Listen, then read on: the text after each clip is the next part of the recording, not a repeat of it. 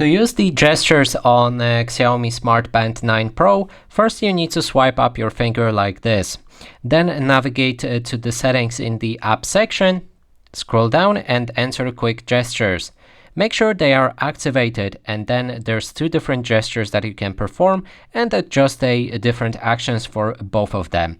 If we go for the first one, all you have to do is follow those instructions. So in this one, we need to rotate our wrist like this, and then on the bottom we'll be able to pick a different action like reject a call or open a weather, ignore caller notifications or select none.